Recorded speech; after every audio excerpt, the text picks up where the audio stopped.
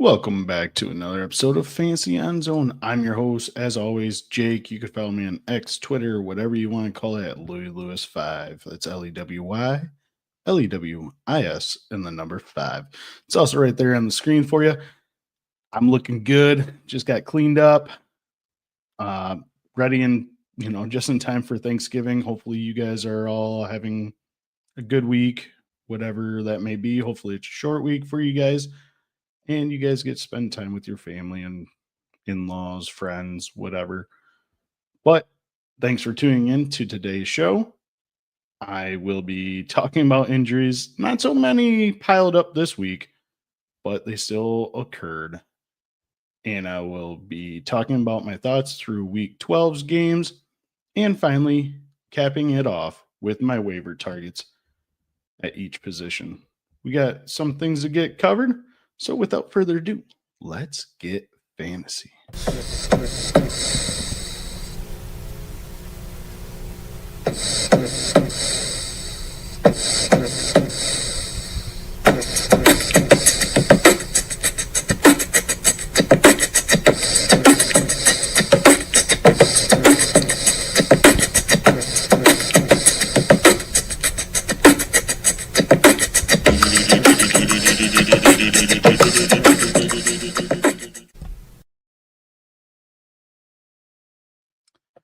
So I already mentioned it earlier. There was not so many injuries that occurred this week, which is great for us because it seems like each and every week we have a serious injury, whether that be early on with Bucky Irving for a long time, season-ending injuries, or somebody just decides to spit on somebody in suspension. Thanks a lot, Jamar Chase, this week. But nonetheless, let's talk about the Bengals right from the get-go. Joe Flacco did play instead of Joe Burrow, but Joe Burrow's expected to start on Thursday for Thanksgiving. Thank you, because I need him to play as well. T. Higgins, though, did leave the game with a concussion. I thought he was going to have a huge game. Unfortunately, he didn't really get much at all. And then he exits, I think, in the third quarter. I think I seen in the game that he ended up getting concussion. Running back Tahj Brooks also gets a concussion for the Bengals. The next one, like I said, there's not many on here. New Orleans Saints, Alvin Kamara. It's been a dud season pretty much for him. And if he's been in your lineups, it's kind of really cost you, honestly, because he's not giving you big boom games. Doesn't sound like he's gonna really produce anything, even though he has a juicy matchup the rest of the year. Currently, he is dealing with a PCL sprain with his right or one of his knees, and did not even play in the second half. So if you do have Devin Neal on the waivers, we'll talk about him later, but also pick him up. And finally, Tampa Bay Buccaneers quarterback Baker Mayfield injured his left non-throwing shoulder against the Los Angeles Rams. He injured it and then re-aggravated it towards the end of the first half, and he did not play in the second half. Overall, the Rams look like a legit Super Bowl contending team. And yeah, the Tampa Bay Buccaneers just did not get anything going, did not have any rhythm. They were not in sync. It is just a all-around bad offensive performance overall. Now, let's take a dive and look at some of these games. Let's look at the biggest matchup probably that was very exciting. The Giants versus the Lions. I don't know how the hell the Lions won this game, but it was in overtime. Jameis Winston gets a start because Jackson Dart was ruled out with the concussion. 366 yards, 2 touchdowns, 1 interception, but he did have a 33-yard touchdown catch. If you watch that play, Man, he caught it. He shook somebody, stiff arm, would not go down, and was eating W's in the end zone. Just unfortunately wasn't the winning column for this Giants team. Tyrone Tracy, 62 yards on the ground, and Wan'Dale Robinson, huge game. I mean, in the first quarter, he had 4 catches, 106 yards, 1 touchdown. He finishes the game 9 catches, 156, and a score. He is somebody that you wanted to play this week, and if you did, he repaid you. I mean, hell, we know that Jameis Winston wants to throw the ball, and we know he can throw the ball. It was just nice to see that going to Wan'Dale Robinson, a capable player and big, fast receiver. And Theo Johnson, 3 catches, 77 yards, huge athletic tight end. But if we look at the other side, Jared Goff, 279, 2 scores, and a interception. But the man that we want to really talk about, Jahmyr Gibbs. It was ThanksGIBBSing's early. 219 yards rushing, 2 touchdowns. Huge game. And then overtime, he had a game-winning touchdown. And then he didn't stop there. He had 11 catches, 12 targets for 45 yards and a score as well. Huge day. Just if you had him and if you played him in Fast Draft and had him as your 2 booster, you probably cashed out for something. Make sure you download Fast Draft and use promo code Lewis, LEWIS, for dollar match up to $50. Continuing on with Lions, it was a dud game for Jameson Williams, but that meant Amon-Ra St. Brown, 9 catches, 149 yards, and a score for him. He finally comes back after a couple quiet weeks.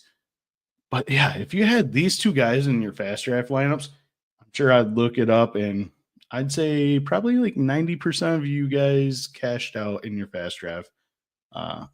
Quick 6 super slam.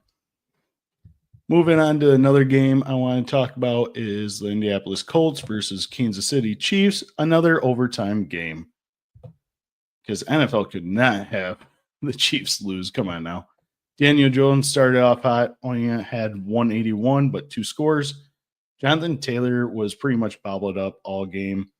He only averaged 3.6 yards per carry on 16 carries, had 58 yards on the ground, and only 2 catches for 8 yards as well through the air.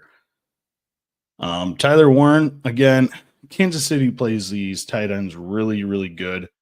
I was expecting like maybe a 3 or 4 catch game for 30, 40 yards, which that's what usually Chiefs allow. He ended up 5 catches, 45 yards, still less than 10 fantasy points this week. The only game that the Chiefs defense allowed big boom week against the tight end position was Dalton Kincaid. And we've seen he has not been back really since. Michael Pittman Jr., 5 catches, 27 yards, and a score. At least got that touchdown. Otherwise, you'd be feeling some other sort. Now, Patrick Mahomes, 352, no passing touchdowns, and an interception. It was a bad game for. I would say that. I mean, I'd consider that a bad game. You have no passing touchdowns. You had 30 yards on the ground, but you got sacked 4 times, interception. It was just a great defensive performances all around. Kareem Hunt did have 104 yards on the ground with 1 touchdown. 30 rush attempts. 30, yes. I don't even think he's touched or carried the ball more than 14 times yet this year, and he goes 30? What the hell? 30. And, of course, Rashid Rice, 8 catches, 141. No scores since Mahomes didn't throw for any. And Travis Kelce, 4 catches, 43 yards. Again, another overtime game. You cannot think the NFL would let Casey slide and possibly miss the playoffs this year. Another overtime game I'm going to talk about. the Jacksonville Jaguars versus the Arizona Cardinals. I was watching this game, but watching Trevor Lawrence throw the ball in general, it's not pretty. It really is not pretty. 18 for 30, 256, 3 touchdowns. Yes, congratulations. 3 touchdowns, but you had 3 terrible interceptions as well. If you watch that game, you could see Liam Cohen, the head coach for Jags, just shaking his head like, what the hell, man? What are you doing? Like, I think one was in the end zone, just terrible decision. Travis Etienne, though, pretty much helped him out and bailed him out. 86 yards on the ground, and he had 3 catches, 30 yards, and a receiving touchdown as well. Huge day for him. But a couple guys in the receiving department, Bretton Strange, 5 catches, 93 yards, coming off his injury, off the IR with his hip. Huge day for him. I think big weeks are coming for him because all the targets are going to be consolidated to him, Parker Washington, and Jacoby Myers. That's really it. Because I don't know what's going on with Brian Thomas, but he hasn't played in the last few weeks, and he still looked terrible before then. But it's good news for Bretton Strange, especially if you're looking for a streaming tight end or need a tight end in general, because David Njoku sucks and is not getting the ball. Parker Washington, again, 5 catches, 71 yards, and a touchdown as well. On the other side, Arizona Cardinals, Jacoby Brissett, man. If you could get this guy, get him. Please get him. I know his name's not, fancy and everything else, but he's balling out right now, and they cannot run the ball. Leading rusher, 28 yards, 20 yards, 12 yards, -5. They are not running the ball for crap. But Jacoby Brissett, 49 pass attempts once again, almost 50. 317, 1 touchdown passing. Huge day through there. Who caught most of those? Michael Wilson. He's just showing out that he's a number 1 wide receiver on this team with Marvin Harrison gone. 10 catches, 118. Hell of a day. And the second man in command, or actually he's really the number 1, Trey McBride, 9 catches, 79 yards. Huge day for him, as always. Unfortunately, just could not get in the end zone. And this one did not go in the overtime. Eagles versus Cowboys. Cowboys stunned the Eagles, even though the Eagles, man, you were up pretty much all game, and then you just flatline. Hurts, 289, 1 passing touchdown, 2 rushing touchdowns because the tush push. 33 yards on the ground. That saved his fantasy day. Saquon Barkley, only 22 yards rushing, was a bad performance for him. He did contribute 7 catches, 52 yards. But, man, he only ran the ball 10 times with Barkley. It's not going to get it done. And he had a fumble. It is just a bad performance for him. But Squeaky Wheel gets a touchdown. A.J. Brown, if you didn't know, 8 catches, 110 yards, and a score. But Devontae Smith, sorry, not Adams. Adams we'll talk about in a second. 6 catches, 89 yards as well. Huge days for those guys. On the other side, Cowboys, the winning team. Dak Prescott, 354, 2 scores, and an interception. He also ran one in. He did like a full front flip into that end zone. So that helped him as well, having 3 total touchdowns. Javonte Williams, 87 yards on the ground. But, man, I think George Pickens, the number 2 wide receiver, I think, right now in the league, 9 catches, 146, and a score. It's so nice for him to have CeeDee Lamb to take most of that pressure off and coverage off of him so he could do these types of things. And we know that Dak Prescott loves to throw the crap out of the ball. CeeDee Lamb, 4 catches, 75 yards. And Jake Ferguson finally comes back to life, 5 catches, 60 yards. And the last game we'll talk about is Sunday Night Football. I'm not gonna lie, I kind of fell asleep after halftime, but Buccaneers 7, Rams 34. Buccaneers, their offense sputtered. It really took a step back this week. Baker Mayfield, 9 for 19, 41 yards, 1 touchdown, 2 interceptions. But he did hurt his his non-throwing shoulder, his left arm. I already said it, but it's ruled a low-grade sprain. Takes a couple weeks to heal, apparently, but I mean, I'm sure being his non-throwing shoulder, it's going to be okay. I mean, just put a couple of injections in there, and he should be good to go. But yeah, he played only in the first half, did not come out the second.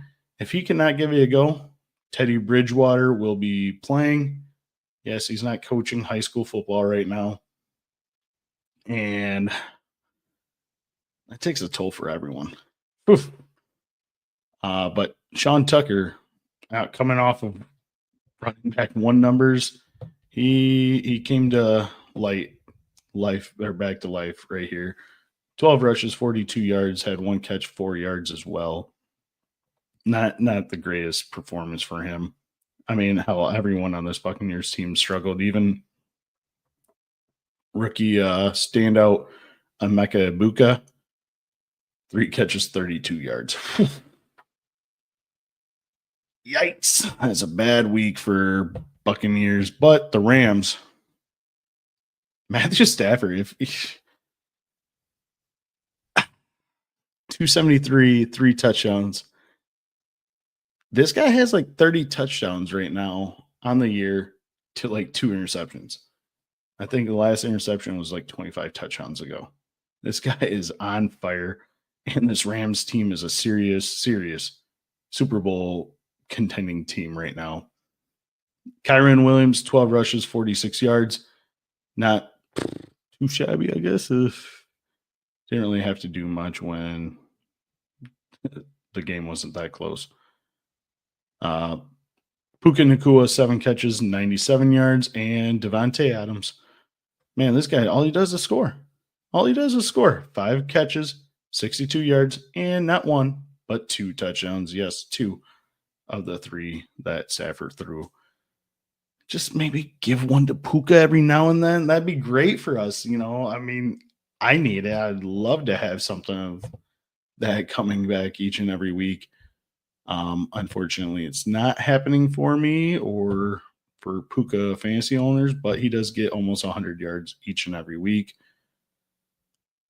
We just are a little greedy. I'm just going to be honest. But that's some of the games I want to talk about. Let's hear a word from the Podfather real quick, and then we'll talk about some player takes I have. Let's hear about... I know you're sad draft season is over, but just because the NFL season starts doesn't mean the drafting stops. Because Fast Draft has the Flex 6 Frenzy. You're drafting 6 guys for the Sunday slate. It's fast, it's furious, it's fun. And as with everything on Fast Draft, there are no salaries. Woo! So go to draftfaster.com, get the app, use your host promo code for a $50 deposit match. Now let's go start drafting faster.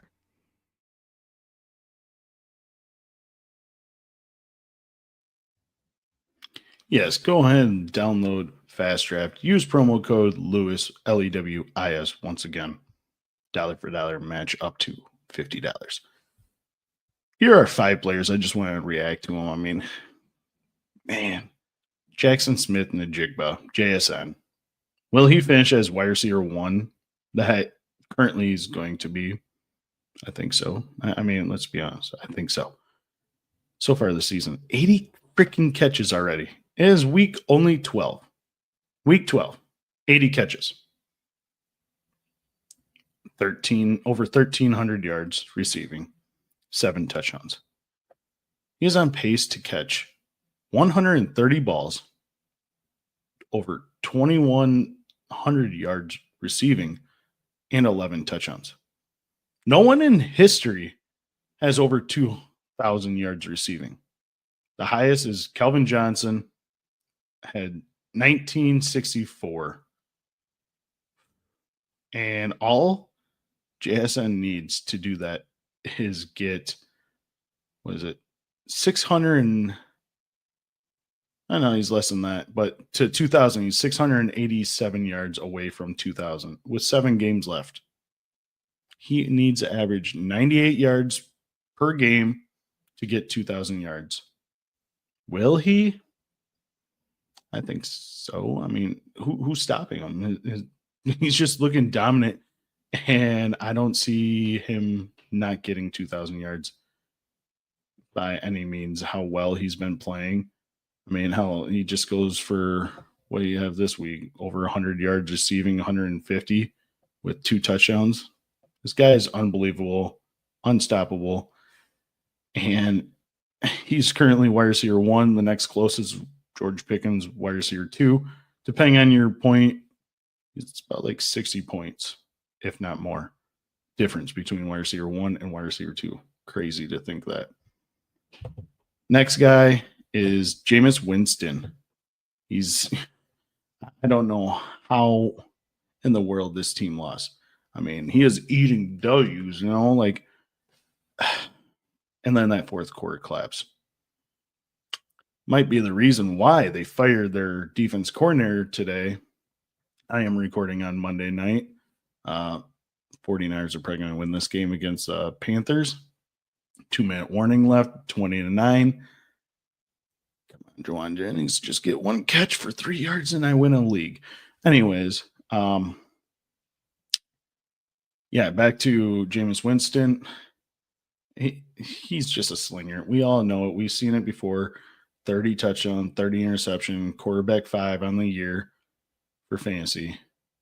He finishes this game against one of the top defenses in the football league, and he finished with 366 yards, 2 touchdowns throwing, and he also caught that one 33-yard touchdown after stiff-arming some weak defenders. He looks great. Should have won, but they ended up losing. I'm just wondering next year, is he going to be with the Giants, or what team should give him an opportunity if he should get another opportunity to be a starting quarterback in the NFL? Maybe like the Raiders. Because Geno Smith, yikes, is not the answer. Let's be honest. Geno Smith is not the answer. He's getting no. But I don't think Pete Carroll would have the patience to deal with Jameis Winston throwing the ball and turning the ball over multiple times. But he can stay in the pocket with a weak offense line. But I just want to see what you guys think. Where does he go next year? Put it in the comments. Let me know. I want to know from you guys. Next guy I want to talk about, it looks like it's just JSN and 4 quarterbacks I want to talk about. Jeez. Is Kirk Cousins. He led the Falcons to their first victory in 6 weeks. Yes, I know it's against the Saints, but they're missing their top wide receiver, Drake London, in this game. But Kirk Cousins finished with 199 yards passing, 2 touchdowns, 1 to Darnell Mooney for a 49-yard touchdown. And if you listen to my Start Sits episode every Friday, this week we have it Thursday because, you might want to listen to something when you're traveling up to your in-laws or your family, Thanksgiving dinner or brunch, whatever you have. But yeah, check it out every Friday, except for this week is going to be Thursday morning. My co-host Bill and I come out with a Start Sit episode for each and every week. But he was one of my starts this week. Darnell Mooney was. So if you had him, you probably did well.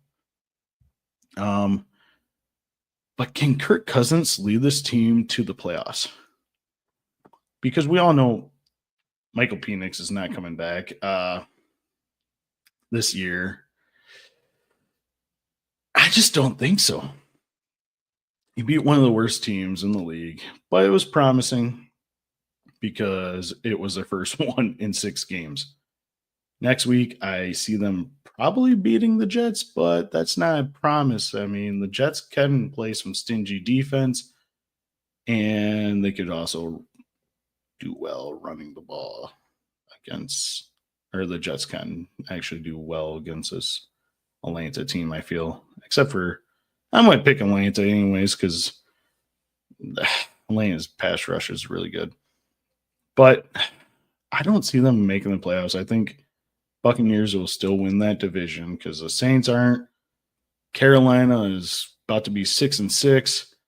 I don't see them winning. And Atlanta, their defense is good, but it's not looking promising. So I'm saying no. Next guy is JJ McCarthy. Yikes. I've been saying over and over and over again, this guy is not impressive at all. Once again, another bad performance this week. 12 for 19, 87 yards, 2 interceptions. Also, he got sacked 5 times. Thank God, because I'm a big Packer fan. And I really enjoyed watching that game and him sucking because it also means it's not helping Justin Jefferson, which I have no shares of Justin Jefferson because I didn't believe in JJ McCarthy from the beginning. So if you listen to the podcast, you already know I'm not a big JJ McCarthy fan. But he's also currently in concussion protocol. Sorry, that was a late ad for injuries. Perhaps he could be missing next week. I don't know if he's just in protocol or if he's actually has a concussion. I don't know what's going on with him. But he's a sit. Again, he was another sit on my start sit episode, so hopefully you'll tune in for that and follow along and benched him. But he's not worth starting playing anytime soon with the type of numbers he's putting up and not capable of helping us fantasy gamers. So don't be playing him anytime soon. I wouldn't even stash him on my roster at this point either. But a guy you might think, and I've been saying it for quite some time, Shedeur Sanders. Yes, the last guy I'm going to mention, Shedeur Sanders. He led the Browns to their first victory since week 7 against the Dolphins. He was not, I mean, he impressed a little bit. 11 for 20, 209, 1 touchdown, 1 interception. He led the Browns to 2 first quarter touchdowns, capped off by Quentin Judson Junkins, Wildcat formation touchdowns. He did have a deep bomb to Isaiah Bond, and Bond got down at the 1. That is very impressive throwing off your back leg, jumping in the air, throwing it, 40, 50 yards down the field. It was a very impressive throw. And it was spot on the money. He's so much more accurate than Dylan Gabriel, for God's sake. And he also made history for the Browns. He's the first Browns quarterback to win their first rookie start since 1995. Yes, you heard that right. I think they're 0-17 at that, or 0-15, something like that. But yeah, he's the first Browns rookie to win their first starting game since 1995. Also, it's big news because he is now named the starting quarterback, even with Dylan Gabriel clearing concussion protocol. This is huge news for Shedeur Sanders himself and anyone that follows him as well. Let's get into the waiver, and then that's going to be it until I come out with an episode. If you want to tune in for that on Fantasy Endzone, wherever you get your podcast, I'll be out Thursday morning. Tune in for it for start sits as well. Also, I do want to just mention Fast Draft. We here have a Turkey Day Quick Slicks Super Slam and Frenzy or Quick Six Frenzy. So tune in for that. There's only 6 teams, so good odds of getting certain players. Hopefully you get it into it. Again, download Fast Draft, use promo code Lewis, It'll help you out. Now for my waiver ads. Number one, easy, Jacoby Brissett. How is it not? How is it not? I don't understand how he's available in 50% of leagues. Yes, he's not a sexy name, Jacoby Brissett. Oh, blah, blah, blah, blah. Since he's been the starter, quarterback 7, 12, 10, 10, and 4. And currently he is number 8, which that game just ended, and neither one of those quarterbacks did jack squiddly squat. So he's going to finish as quarterback 8. He is a plug-and-play player the rest of the season for you. And Kyler Murray's probably not going to come back anytime soon. So pick up Jacoby Brissett. My next one, Jordan Love. He's weirdly available in 32% of leagues. Faces the Lions. Decent defense, but we just seen Winston carve him up for 366. The Chicago Bears twice. Denver is a tough one, so I would probably not be starting him that week. And Baltimore Ravens, which is a hit or miss, but I would probably start him against that team because it's probably going to be mostly throwing that game. Those are some juicy matchups. I'm looking into dibble-a-dabbling. I know he's not going to be available in any of my leagues because hometown guy and Wisconsin. But for you fantasy gamers, hopefully he's available for you. 32% of sleeper leagues. Those are my 2 ads for quarterback. And I would say my number 1 ad for running back, Devin, Neal, available in 90% of leagues. Alvin Kamara is dealing with a PCL strain. I don't know what type of recovery is for that, but I don't see him playing in the next 2 weeks probably. But Kamara, after he got injured, Neal had 74% of snaps. He also helped out in the receiving game, having 5 catches on 7 targets for 43 yards. So he's contributing on the ground and in the air, which is huge news for PPR league formats or anything like that. And also, Kamara's been dog crap this year. If you, sorry, he's just been bad. He's just been that bad. So Devin Neal is one that you want to put your waiver claims in on. Now, my next couple running backs, Chris Rodriguez, 71% of the leagues. It looks like he's currently their starter, and JCM, Corey Krosky, Merritt, Bill, whatever you want to call him, is getting less and less playing time to Chris Rodriguez. I just want to know what it's going to be like after their bye week, because we always see bye week and then the rookies come hitting the ground running. But I think Chris Rodriguez is the guy to go after and get. My third running back, Trey Benson. I already mentioned earlier that it's Cardinals defense or run game was crap. I mean, 28, 20, 12, I think was their leading rushers. Trey Benson, 31% of leagues he's available. So I'd be looking at him to add to my roster. Other guys keeping an eye on, Tahj Spears and Brashal Tootin.